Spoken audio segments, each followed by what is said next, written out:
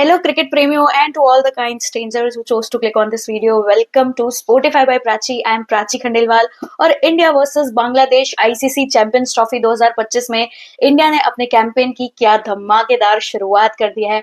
All thanks to Shubman Gill, all thanks to Mohammed Shami. बहुत ही शानदार प्रदर्शन आज इन दोनों प्लेयर ने, खासकर शुभमन गिल ने तो यार दिल ही जीत लिया, सबका दिल जीत लिया। तो मैच में क्या क्या हुआ, कितने इंडिया जब भी खेलता है रिकॉर्ड्स तो तोड़ता ही है, तो इंडिया ने क्या क्या रिकॉर्ड्स बनाए, प्लेयर्स ने क्या क्या रिकॉर्ड्स बनाए और साथ में मैच हाइलाइट्स क्या क्या रही है, मैं सब कुछ आपको फटाफट इस वीडियो में बताने वाली हूँ। तो वीडियो को एंड तक देखना बिल्कुल मत भूलना। और हाँ, अगर आपको ये वीडियो पसंद आया तो प्लीज लाइक एंड सब्सक्राइब। तो सबसे पहले बात करते हैं रिकॉर्ड्स की। सबसे पहले टॉस जीतकर बांग्लादेश ने जो है बल्लेबाजी करने का फैसला किया था। मोहम्मद शमी ने सिर्फ 53 रन दिए, लेकिन मोहम्मद शमी का फाइफर आया है और इसी के साथ मोहम्मद शमी ने वनडे इंटरनेशनल्स में 200 विकेट्स भी पूरे कर लिए, जो कि एक बहुत ही बड़ा अचीवमेंट है। उनके अलावा किसी भी इंडियन बॉलर ने आज तक ये फीट अचीव नहीं किया है। तो मुझे तो लगता है शमी को आज की डेट बहुत अच्छे से याद रहेगी कि भाई 20 फरवरी हमारा दिन था। उसके बाद बात करते हैं रोहित शर्मा की। रोहित शर्मा ने 11,000 रन पूरे कर लिया और वो भी शायद सिर्फ 269 इनिंग्स में। तो इसी के साथ Rohit Sharma has become the second fastest Indian to achieve this feat कि उन्होंने 11,000 रन कंप्लीट किया। और आखिर में फिर बात करते हैं शुभमन गिल की। शुभमन गिल यार दिल ही जीत लिया। शुभमन गिल की आज पहली आईसीसी टूर्नामेंट की 100 रन भी आए हैं। उन्होंने अपनी पहली आईसीसी टूर्नामेंट की सेंचुरी बनाई है और शुभमन गिल ने ऑनेस्टली इंडिया की लाज रखी। उन्होंने इंडिया की नाक कटने से बस बचाया है सिर्फ शुभमन गिल ने, और उनके साथ लास्ट में केएल राहुल ने उनका थोड़ा बहुत साथ दिया था, लेकिन शुभमन गिल की वजह से ही आज हम बांग्लादेश के सामने जीत पाए और थोड़ा ऐसे इज्जत वाली जीत मिली है। वरना एक बार को तो ये भी लगने लगा था कि यार बांग्लादेश कमबैक कर रही है। तो क्या क्या हुआ पूरी मैच में फटाफट आपको बताती हूँ। तो जैसा कि मैंने आपको बताया, बांग्लादेश ने टॉस जीता था, पहले बल्लेबाजी करने का फैसला किया था। अब इंटरेस्टिंग बात यह है कि भाई पहली ओवर में शमी ने विकेट ले ली थी, फिर हर्षित राणा ने भी विकेट ले ली थी। तो एक टाइम पर बांग्लादेश का स्कोर 35 रनों पर 5 विकेट का था, लेकिन उसके बाद आए बांग्लादेश के प्लेयर हृदय, और हृदय ने आज सबके हृदय में अपनी जगह बनाई है ऑनेस्टली, क्योंकि 35 रनों से 228 रनों तक का स्कोर उन्होंने ही पहुंचाया है।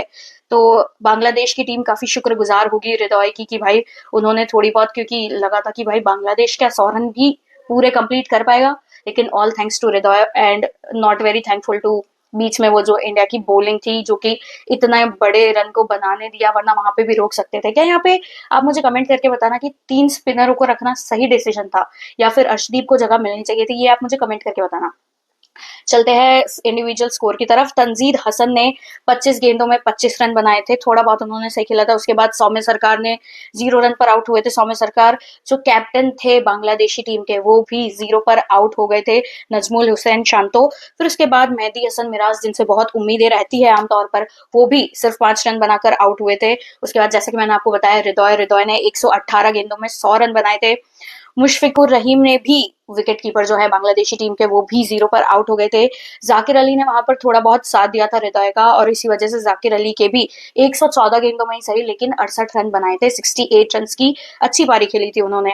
उसके बाद रिशाद हुसैन ने 18 रन बनाए। बस फिर उसके बाद बांग्लादेश का खेल खत्म हो चुका था। तंजीम हसन साकिब भी 0 रन पर आउट हो गए थे। तस्कीन अहमद भी 3 रन बनाकर आउट हो गए थे, और मुस्तफिजुर रहमान भी 0 रन पर आउट हो गए थे। यहाँ पर एक प्लेयर की बात मैंने नहीं की है, जिनका नाम है हर्षित राणा।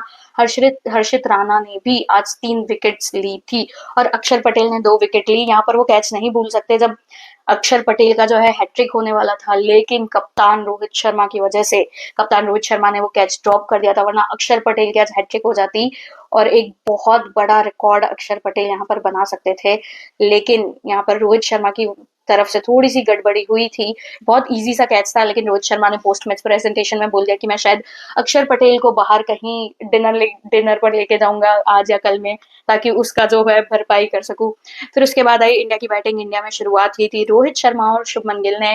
रोहित शर्मा ने कोशिश अच्छी की, लेकिन इतना ज्यादा टिक नहीं पाए, लेकिन फिर भी 36 गेंदों में 41 रन बनाए। भाई Rohit Sharma is back, he is coming back. 7 चौके लगाए थे रोहित शर्मा ने। उसके बाद जैसा कि मैंने आपको बताया, शुभमन गिल ने 129 गेंदों में 101 रन बनाए थे और वहां पर 9 चौके और 2 छक्के लगातार जड़े थे। शुभमन गिल की ये वाली पारी काफी ज्यादा मैच्योर, काफी ज्यादा समझदार तरीके से उन्होंने खेला है, हर एक बॉल को परख के भी खेला है। विराट कोहली ने कोशिश की, वो थोड़ा पिच पर टिके भी, लेकिन फिर वही उनकी गलती, फिर वही एक ही तरीके से आउट होना।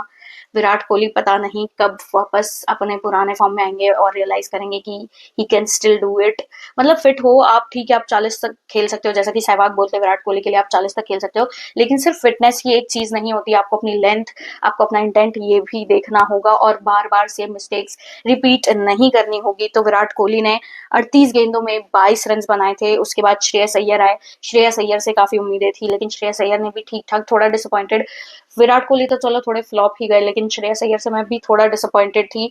लेकिन श्रेयस अय्यर आगे जाके मुझे लगता है कवर अप कर लेंगे। श्रेयस अय्यर ने 17 गेंदों में 15 रन बनाए थे। अक्षर पटेल बहुत जल्दी खेलने की कोशिश कर रहे थे, इसलिए वो सिर्फ 12 गेंदों में सिर्फ 8 रन बनाकर आउट हो गए थे।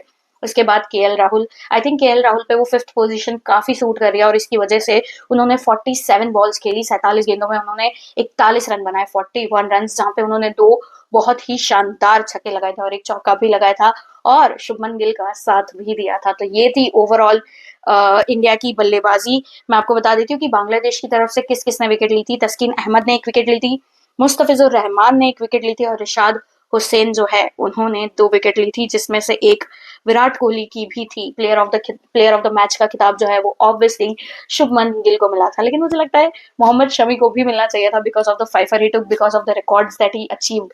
अब देखना ये होगा कि यार एक बार के लिए मुश्किल लग रहा था बांग्लादेश के सामने जीतना, क्योंकि कहीं ना कहीं दुबई की जो पिच है, दुबई इंटरनेशनल क्रिकेट स्टेडियम की जो पिच है वो बहुत ज्यादा स्लो थी, ड्राई सी भी दिख रही थी, ड्यू ड्यू नहीं थी, माफ कीजिएगा, ड्यू नहीं थी। तो देखना होगा कि पाकिस्तान के सामने अगला मुकाबला जो होगा 23 फरवरी को, Pakistan is not an easy team, क्योंकि अभी तो वो चलो कराची में खेल रहे हैं, वैसे न्यूजीलैंड के सामने हारे थे, लेकिन इंडिया के सामने कांटे की टक्कर होगी, तो देखने वाला तो होगा मैच। लेकिन क्या आपको लगता है कि ये जो स्क्वाड थी 11 लोगों की वो सही थी, या फिर अर्शदीप सिंह को या किसी और को मौका मिलना चाहिए था, और अगर हाँ तो किसके बदले मौका मिलना चाहिए था?